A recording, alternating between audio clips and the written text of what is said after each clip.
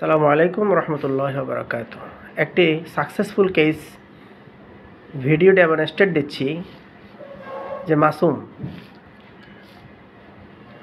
Football খেলতে গিয়ে তার কোন পা ডান পায়ের বুড়ো আঙ্গুলের নখ আঘাত খেয়ে একেবারে আলাদা হয়ে যায়, কিন্তু খসে পড়ে যায় না, ভিতরে একেবারে খোলা হয়ে যায়। পরে সেখানে পাকে পুঁজ হয়, ব্যথা আর ব্যথা। হোমিওপ্যাথিক ওষুধের ওসিলায় আজকে ছেলেটি একদম সুস্থ। কি হয়েছে তার মুখ থেকে ঘটনাটা শুনবো। মাসুম বলে দেখি কি সমস্যাটা কি ছিল। ফুটবল খেলার কারণে বল এসে পায়ের মধ্যে পড়লো, তো এটা একটু রক্ত হালকা একটু জমে যাওয়ার কারণে আমি এটা টিপে রক্তগুলো বের করলাম। পরে কয়েকদিন পরে এমনি সুস্থই ছিলাম, কয়েকদিন পরে হঠাৎ এটার ব্যথাটা বাড়লো, তারপর আঙুলটা পুড়ে গেল, তারপর ভিতরে অধিক পরিমাণ পুঁজ হয়েছিল। তো আপনার কাছে আসলাম, আসার পরে এই পুঁজগুলো বার করে দিলেন, তারপরে ওষুধ দিলেন আর কি। এখন দেখাও তো সেখানে। এই যে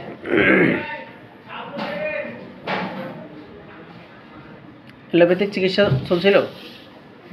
হ্যাঁ, এটাও বলো যে এলোপ্যাথিক অ্যান্টিবায়োটিক খাইছিলা?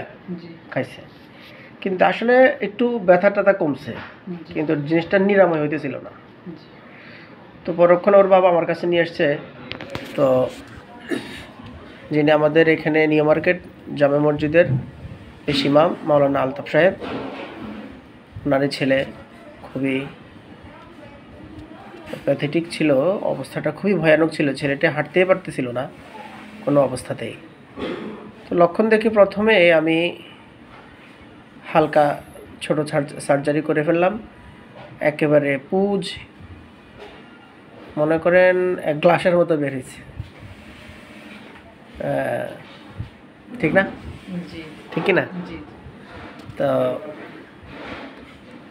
এরপরে পুঁজ আরও বেরোচ্ছিল। পরে তাকে প্রথম ট্রিটমেন্ট আমি হিপার সালফার দিয়েছিলাম, 6 পাওয়ার দিলাম। 6 1 2 3 4 5 দিই নেই, 6 পাওয়ারে দিয়ে দিয়েছিলাম। 3-4 দিনের ওষুধ, বললাম যে আরও বের হবে। তো ঠিকই আর অনেক বের হয়েছে। বের হতে হতে একটা পর্যায়ে আর পুঁজ রক্ত বের হচ্ছে না, তখন শুধু পানি বের হচ্ছে। তখন সেটা শুকিয়ে যাওয়ার জন্য আর নখটা পড়ে যাওয়ার জন্য তখন স্যালিসিয়া দিয়েছিলাম, ঠিক না? তো স্যালিসিয়া আবার দেওয়ার পরে স্যালিসিয়া খেতে খেতে জিনিসটা একদম শুকিয়ে গেল আর নখটা পড়ে গেল, ব্যথাটা ক্লিয়ার। এখন শুধু নখটা উঠার অপেক্ষায় আছে। কতটা সহজে, কতটা সুন্দর নিয়মে অল্প সময়ের মধ্যে এই ধরনের একটা ভয়ানক কেস হোমিওপ্যাথিক ওষুধের দ্বারা সলভ করা হলো, সেটাই আজকে দেখার বিষয়। যাই হোক, তুমি এখন কেমন আছো? আলহামদুলিল্লাহ, ওনাটা ভালো আছে তো? যাই হোক, ধন্যবাদ।